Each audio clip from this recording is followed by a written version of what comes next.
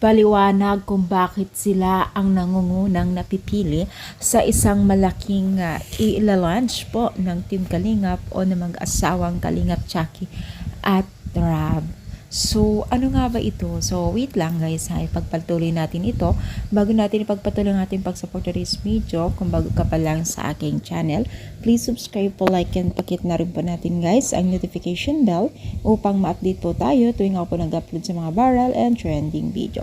So, ngayon guys, no, dahil nagkaroon ng butuhan na kung sino daw ang pinakamalaking boboto o maging pinakamalaking fans na mag-comment kung sino ang gagamitin or gagawin model sa mga parating na business na ilalunch po na dalawang mag-asawa ni na si Rab at Jackie na bell box and candidate, no?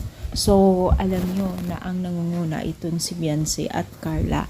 Yan po ang choice po at yan po ang napipiling nangunguna ng mga netizens. Sa dami pong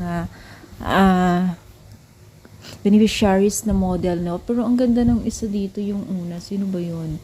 So maganda siya bilang isang model din, no? So syempre choice po yan ng mga, si Joby ba yun?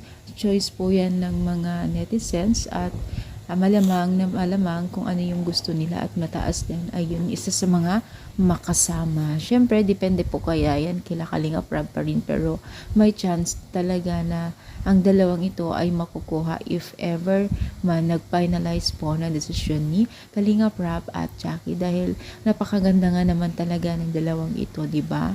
So sa daming nagsusuporta sa kanila ay talagang papatok na naman po ang negosyo ng dalawang ito. So ano masasabi ninyo? I-comment down, palike po ang ating video. Thank you, more power, and God bless.